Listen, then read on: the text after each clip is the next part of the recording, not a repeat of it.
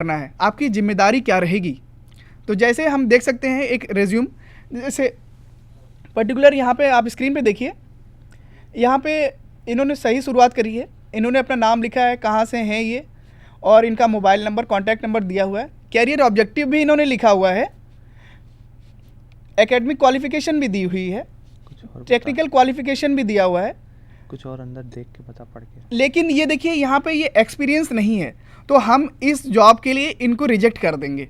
Reject क्यों कर देंगे? इस जॉब के अंदर एक्सपीरियंस की जरूरत थी क्या जी, आपको? Production manager. अच्छा। प्रोडक्शन मैनेजर, हम इनको जो पास्ट में कुछ एक्सपीरियंस हो, ओके, उनको हम प्रेफरेंस देते हैं, वरीयता अच्छा, देते तो हैं। ये आप जॉब डिस्क्रिप्शन में बताते हैं कि हमें इसमें एक्सपीरियंस की जरूरत जी, है। जी, तो बिल्कुल। आपको ये लगता है इस बंदे ने जब आपको अप्लाई किया तो इसने अच्छे से जॉब डिस्क्रिप्शन नहीं पढ़ा? जी, बिल्कुल।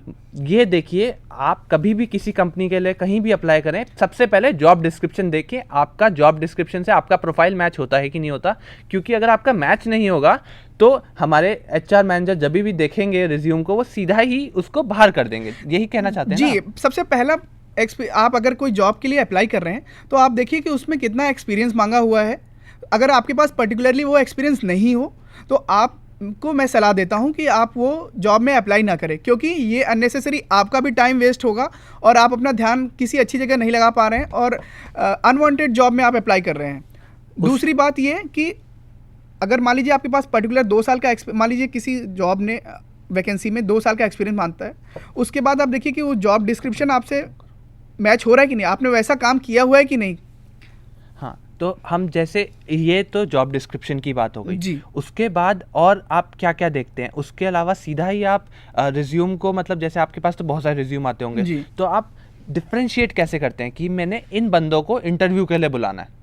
जी, अभी उसके बाद क्या होता है कि जॉब डिस्क्रिप्शन और एक्सपीरियंस देखने के बाद हम देखते हैं कि अगर मान लीजिए किसी जॉब के लिए 10 पोटेंशियल जो है एप्लीकेंट्स हमें मिल गए, हाँ हाँ और उसमें से हमें 5 बंदों को बुलाना है, हाँ हाँ। तो उसके बाद हम उनके एजुकेशन क्वालिफिकेशन पे जाते हैं। अच्छा, कि आप पहले एजुकेशन जी। क्वालिफिकेशन देखते हैं कि उन्होंने अच्छी जगह से एजुकेशन करी है कि जी, नहीं जी, करी। तो बिल्कुल। अगर आपने अच्छी जगह से एजुकेशन, मतलब अच्छी जगह के अलावा हम ये भी देखते हैं, परसेंटेज भी देखते हम हैं। परसेंटेज देखते हैं। तो आप सीधा ही परसेंटेज देख के रिजेक्ट कर देते हैं या थोड़ा सा रखते हैं कि इंटरव्यू का चांस देते हैं? नहीं, नहीं, देखिए होता क्या है कि हम ये भी देखते हैं कि उस पर्टिकुलर कैंडिडेट ने कितनी मेहनत करी। मेहनत इन द सेंस कि मान लीजिए हाई स्कूल में उसने 50% लाया, बट इंटर में उसके 60 आ गए और ग्रेजुएशन में 70 आ रहे हैं या 65 आ रहे हैं, उसका अगर कंटिन्यूअल इम्प्रूवमेंट भी दिखता है तब भी हम वैसे एप्लीकेंट्स को जो है आगे बढ़ाते हैं, मतलब उनके सिलेक्शन के चांसेस ज़्यादा हो जाते हैं। अगर किसी बंदे का जो है डिग्रीज हो रहा है तो शायद थोड़ा सा एजुकेशनल क्वालिफिकेशन के साथ साथ अगर किसी बंदे ने 60% नहीं 60% लाया है और उसने बहुत एक्स्ट्रा करिकुलर किया, स्पोर्ट खेला है, स्टेट लेवल पे स्पोर्ट खेला है, तो उसको आप देखते हैं कि उसका ध्यान ज़्यादा स्पोर्ट खेलने में था, नेशनल अवार्ड जीतने में था, ना कि इतना फोकस उधर था। उसको भी कुछ रेलेवेंस देते होंगे आप? जी, ओवरऑल पर्सनालिटी डेवलपमेंट पे तो हम ध्यान देते ही हैं। पढ़ाई के साथ साथ एक्स्ट्रा करिकुलर या उनकी एक्स्ट्रा अचीवमेंट क्या है, जॉब के अलावा वो क्या क्या कर सकते हैं, क्योंकि आज के युग में सिर्फ एकेडमिक्स को ही फोकस नहीं करते जॉब में लोग, उसके अलावा दूसरी चीज़ें जैसे जॉब डिस्क्रिप्शन आपको होना चाहिए, मतलब पर्टिकुलर आपकी रिस्पॉन्सिबिलिटी वैसी होनी चाहिए, पढ़ाई अच्छी होनी चाहिए, साथ में आप एक्स्ट्रा करिकुलर यानी स्पोर्ट्स, सोशल, कल्चरल एक्टिविटीज़ में भी पारंगत होने चाहिए। अच्छा, तो अब हम ऐसा करते हैं, एक रिज्यूम बना के देखते हैं ताकि हमारे ऑडियंस को पता चले कि कैसा रिज्यूम बनाना चाहिए। उससे पहले मैं एक छोटी सी गलती दिखाना चाहूँगा कि एक जो प्रोडक्शन मैनेजर की बात मैं आयुष आपको कर रहा था, अच्छा, जिसको प्रोडक्शन का अनुभव होना चाहिए था और 2 साल की एक्सपीरियंस की जरूरत थी। अच्छा, लेकिन इस कैंडिडेट ने उसी जॉब के लिए अप्लाई किया है। अच्छा, तो हम स्क्रीन पे देखते हैं फिर? हाँ, हम स्क्रीन पे देख सकते हैं, एक बार स्क्रीन पे देखिए कि इनका काफ़ी अच्छा रहा है, लेकिन एक्सपीरियंस में देखिए ये फ्रेशर हैं और कुछ बता। जॉब की रिक्वायरमेंट क्या है कि 2 साल का कम से कम एक्सपीरियंस होना चाहिए, तो ये इररिलेवेंट है। उसके अलावा पर्सनल डिटेल्स तो कोई ज़रूरत नहीं है उतनी ज़्यादा, और तो इसलिए हम स्ट्रेट फॉरवर्ड ये देख सकते हैं कि एक्सपीरियंस इनका नहीं है, इसलिए हम इनको रिजेक्ट कर सकते हैं। अब इनका और कुछ अच्छी बातें आपको दिख रही हैं इस रिज्यूम में? हाँ, इस रिज्यूम में आप देख सकते हैं कि हाई स्कूल में हाई स्कूल और इंटर आप देखिए तो ये नॉर्मली सेकंड क्लास में है, लेकिन जब इन्होंने आईटीआई पास करी है तो आप देख सकते हैं इनको 87% मिले हैं। तो बहुत अच्छी परफॉर्मेंस, ये अच्छी परफॉर्मेंस है। तो आपके पास कोई अच्छे रिज्यूम भी हैं जिनको आपने सेलेक्ट कर, पोटेंशियल जो सिलेक्टेड कैंडिडेट्स हो सकते हैं? जी, उससे पहले मैं एक चीज़ और दर्शाना चाहता हूँ यहाँ पे कि यहाँ पे आज 2013 है और इन्होंने 2010 तक की ही इंफॉर्मेशन दी हुई है, और ये 3 साल से क्या कर रहे हैं या उस गैप में इन्होंने क्या किया हुआ है, अच्छा, ये इन्होंने नहीं बताया है। तो आपको अपनी जो भी रेलेवेंट पास्ट है, जैसे 10th से शुरू करिए, तो 10th का एजुकेशनल क्वालिफिकेशन, 12th का एजुकेशनल क्वालिफिकेशन, और फिर जैसे आप कह रहे हैं कि कॉलेज का बताइए, फिर अगर वर्क किया है तो वर्क का बताइए जी। वो पूरा गैप अगर है तो गैप बताना चाहिए। गैप किस वजह से है, क्या कारण था, क्योंकि सारे एम्प्लॉयर्स ये आपकी जेन्युइनिटी जानने में ज़्यादा विश्वास रखते हैं। ठीक है, अब हमें देखते हैं कि एक अच्छा रिज्यूम कैसे बनाते हैं। मत दिखा सारे, तो दिखा। हाँ, तो हम जब तक ये रिज्यूम खोलते हैं हम ये बताते हैं कि अच्छे रिज्यूम के अंदर जैसे हमने बताया कि आप गैप जो है उसको मेंशन करिए, कि जैसे अगर आपने 12वीं के बाद कॉलेज ज्वाइन करने से पहले सपोज़ 1 साल का गैप है, तो आप उसको कैसे लिखा जाए। आप उसको सिंपली लिख सकते हैं कि ईयर के अंदर गैप है तो आप ईयर का लिख दें, और बीच में अगर आपने कुछ अचीवमेंट किया, अगर आपने कुछ एग्ज़ाम पास किया है तो उसको बीच में ही लिख दीजिए ऑर्डर के अंदर। दैट वुड, वो अच्छा लगेगा कि पता चलेगा कि आपने क्या काम किया है। तो हम जैसे देख सकते हैं ये एक ये पर्टिकुलर कंपनी का फॉर्मेट है। पहले उससे पहले हम ये देखना चाहते हैं कि पर्टिकुलर कंपनी अगर कोई अप्लाई कर रही है, उनका कोई स्टैंडर्ड फॉर्मेट है, तो उनके स्टैंडर्ड फॉर्मेट में क्या क्या जानकारी वो मांगते हैं। जैसे देखिए ये पर्टिकुलर कंपनी ABC है, कुछ भी स्ट्रक्चर नहीं है इसमें उन्होंने पहले आपके नाम की डिटेल्स मांगी हुई है, करंट एड्रेस मांगा हुआ है, उसके बाद परमानेंट एड्रेस, और उसके आपके दूरभाष के केंद्र जैसे मोबाइल, लैंडलाइन, ईमेल, उसके बाद एजुकेशन क्वालिफिकेशन, किस संस्थान से आपने पास किया हुआ है, बोर्ड यूनिवर्सिटी क्या है, आपके परसेंटेज क्या है, ईयर ऑफ पासिंग। उसके बाद वो कोर्स डिटेल भी मांग सकते हैं आपसे, जैसे which course have you measured in, मतलब आपने किस में स्पेशलाइजेशन लिया हुआ है। उसके बाद specific reason for choosing any particular major, आपने अगर ये स्पेशलाइजेशन यानी विशेष कोर्स लिया तो क्यों लिया, क्या कारण था, ऐसा इंटरेस्ट भी आपको कभी कभी बताने की ज़रूरत पड़ सकती है। तो ये कुछ कंपनीज के सारे एप्लीकेशन फॉर्म तो फिर मतलब आपको अप्लाई करना है तो हर एक कंपनी अलग अलग एप्लीकेशन फॉर्म निकालेगी। देखिए आयुष, इसमें होता क्या है कि सारी कंपनीज का पैटर्न बिल्कुल सेम होता है, सिमिलर होता है, एक दो चीज़ें ही अच्छा, जो है डिफर करती हैं। अच्छा। तो इसलिए हम बच्चों को ये सलाह देते हैं कि ये सारी डिटेल्स लगभग तैयार रखें, वो कभी भी ज़रूरत पड़ सकती है। तो जी, तो हम जैसे देख रहे हैं कि अब रमा हमें दिखाएंगे एक अच्छा रिज्यूम कैसा होता है। जी,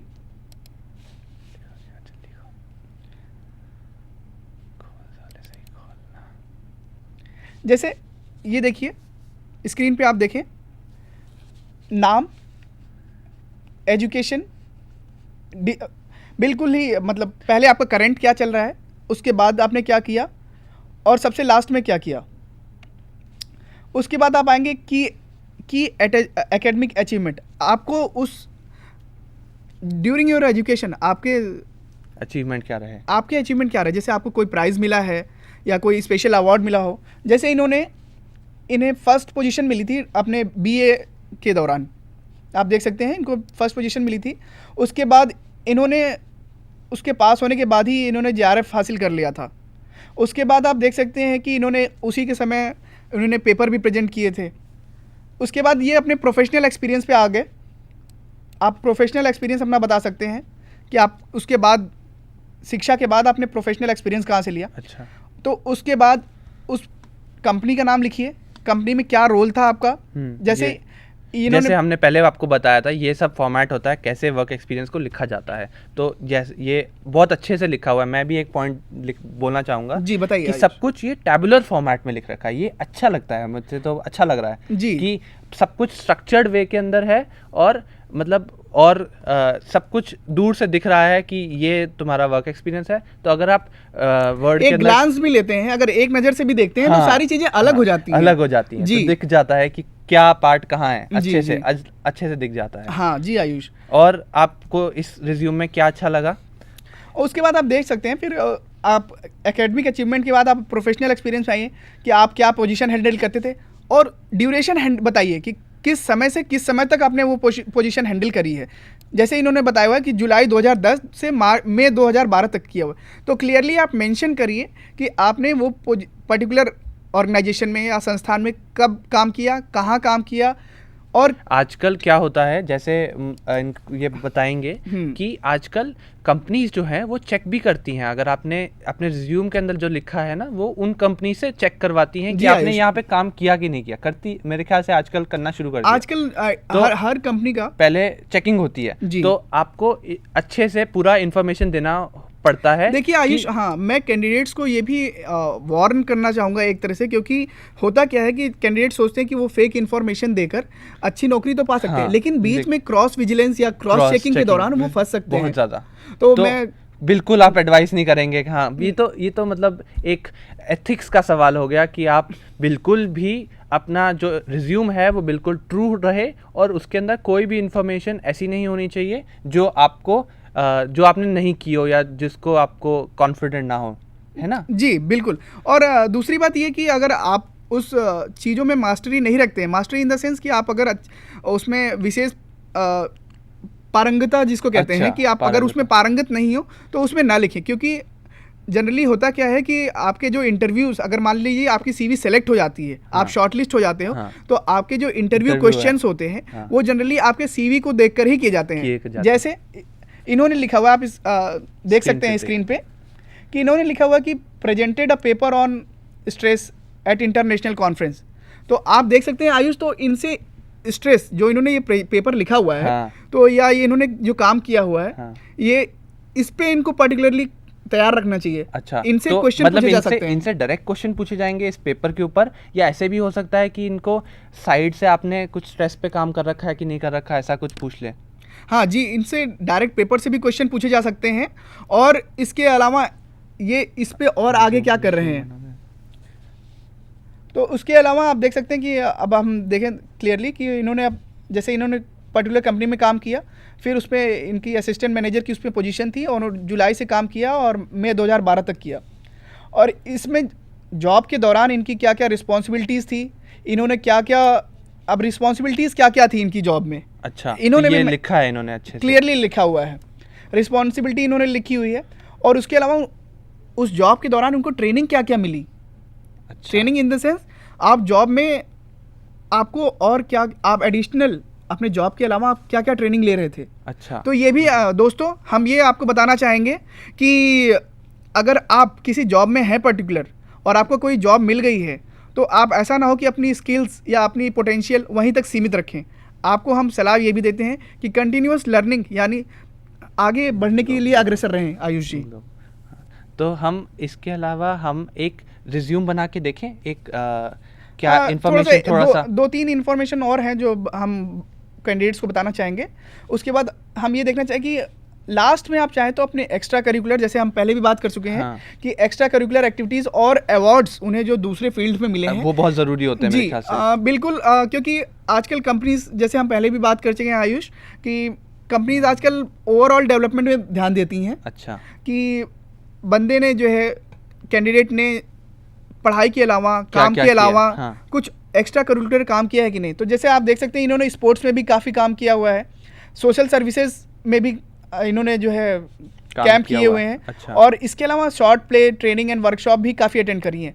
तो ये सारी चीज़ें होने के साथ साथ नहीं, तो अगर सपोज किसी ने इतना काम ना कर रखा हो, शॉर्ट प्ले में पार्टिसिपेट ना कर रखा हो, कॉलेज लेवल पे बहुत ज़्यादा ना कर रखा हो, तो वो क्या लिखेगा इसमें उसका, जिसने अगर नहीं कर रखा है सपोज, क्योंकि एजुकेशन तो सब करते हैं लेकिन कुछ लोग इतना सब कुछ नहीं करते हैं। तो जी मैं उनको ये कहना चाहूँगा कि अगर आपने अगर अभी तक कुछ इस सारी चीज़ों में पार्टिसिपेट नहीं किया है, तो मैं आपको ये चाहूँगा कि आज के इस प्रतिस्पर्धा वाले युग में, कंपटीशन के युग में, आप थोड़ा सा इधर भी इंटरेस्ट लेना शुरू करें। अच्छा। ताकि आपका जॉब का अच्छा रहे, चांसेस अच्छा हो जाए। लेकिन अभी नहीं लिया, अब जॉब के लिए जाना चाहता है जी, तो क्या वो अप्लाई तो कर ही सकते होंगे, लेकिन ऐसा मतलब जो भी काम किया है वही लिख दें। जैसे अगर उन्होंने 10th के अंदर कोई क्विज कंपटीशन जीता है या कुछ पार्ट ही लिया है तो वो लिख दें, वो ठीक रहेगा? जी बिल्कुल, आपकी जो भी इंफॉर्मेशन होनी चाहिए वो ट्रू होनी चाहिए, सच्ची होनी चाहिए।